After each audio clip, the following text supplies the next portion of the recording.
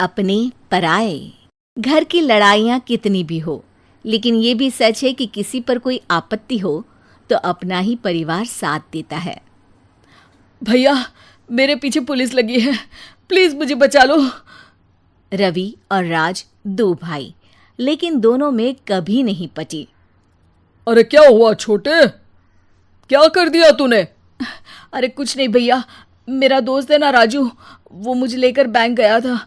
मुझे नहीं पता भैया कि वो वहाँ बैंक लूटने जा रहा है। मैं उसके साथ बैंक में घुसते ही सीसीटीवी कैमरे में दिख गया हूँ। अब पुलिस मुझे ढूंढ रही है भैया, मुझे बचा लो।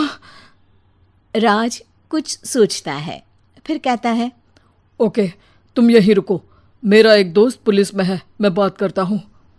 तभी वहां रवि की बीवी राज की बीवी के साथ आ जाती है। तुम लोगों के घर जब तक पुलिस का आना जाना है, बच्चों को यहीं छोड़ दो, उन पर असर ठीक नहीं पड़ेगा। तभी वहां पुलिस आ जाती है। चलो चलो, कौन है रवि, थाने चलो। मैंने कुछ नहीं किया, मुझे कुछ नहीं पता। अरे वो तो पुलिस स्टेशन चलकर ही पता चलेगा कि कुछ पता है कि नहीं, चलो। कहानी का फ्लैशबैक। भैया, मुझे मेरे मकान में हक चाहिए ही चाहिए। अरे लेकिन छोटे, अभी मेरे बच्चों पर काफ़ी खर्चा है, तेरी भाभी की भी तबीयत ठीक नहीं रहती, बजट बिल्कुल नहीं है कि मैं अलग होकर रहूं। देख लो भैया, 1 महीना है तुम्हारे पास, जल्दी से घर खाली कर दो। अरे कैसी बात कर रहे हैं भैया, मेरे शरीर में अभी इतनी हिम्मत भी नहीं कि घर को खाली करे।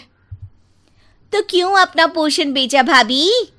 अरे तुम तो जानती हो, पिताजी की बीमारी के कारण उन्हें हमारी ज़रूरत थी, कैसे आते पैसे।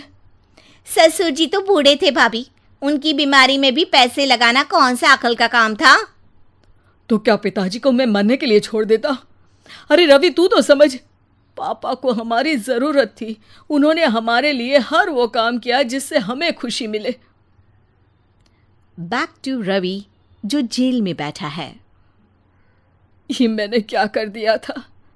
मैं ना पिता का हुआ ना ही भैया का। मेरे साथ जो हो रहा है ठीक ही हो रहा है। तभी वहां पुलिस वाला आता है। रवि, तुमसे कोई मिलने आया है। भाभी, आप यहाँ क्यों आई? पुलिस स्टेशन है ये भाभी। भैया, आपकी जगह मेरा भाई होता तो क्या मैं नहीं आती? अच्छा, ये खाना ले लीजिए, खा लीजिएगा। आपके भैया लगे हैं वकीलों और पुलिस वालों से बात करने में, डरने की कोई बात नहीं। जब आपने गुनाह किया ही नहीं तो सज़ा भी नहीं मिलेगी। रवि भाभी को देखकर रोने लगता है। घर में साक्षी चुपचाप बैठी होती है कि तभी सोनम कहती है, अरे साक्षी, क्या हुआ, परेशान क्यों हो रही हो? भाभी, अभी अभी पुलिस स्टेशन से खबर आई है, इन्हें बड़े जेल में शिफ्ट किया जा रहा है। मैं क्या करूंगी भाभी? रो मत, हम अच्छे से अच्छा वकील करेंगे। लेकिन उसमें तो बड़े पैसे लगेंगे दीदी, हम इतना पैसा कहाँ से लाएंगे? अरे क्यों, ये मकान है ना, और मेरे कुछ गहने भी है। साक्षी की आंखों में पानी आ जाता है। पर दीदी, ये तो आप और भैया की मेहनत की कमाई है। पापा के बाद भी तो हम लोगों का सब खत्म हो गया था। पापा को तो बचा नहीं पाए, लेकिन भैया को ज़रूर बचा लेंगे, और भगवान चाहेंगे ना तो दोनों भाई मिलकर इससे भी बड़ा मकान खड़ा कर लेंगे। साक्षी। थोड़ी देर में राज वहाँ आता है। सोनम सही कह रही है साक्षी, पैसों की कमी के कारण किसी भी बेगुनाह को सज़ा नहीं मिलती। राज एक अच्छा सा वकील करता है। सोनम और साक्षी बचाए पैसे और अपने गहनों को बेचकर रवि का केस लड़ते हैं और जल्द ही रवि जेल से बाहर आ जाता है। रवि राज को गले लगाकर कहता है, भैया मुझे माफ़ कर दो, मुझे साक्षी ने सब कुछ बताया है। भैया, आपने मुझ पर विश्वास किया, मेरे लिए दिन रात मेहनत की, भाभी ने अपने गहने तक बेच दिए। भैया, आपने तो पापा के लिए भी पैसे नहीं देखे, लेकिन मैं बहुत ही सेल्फिश निकला।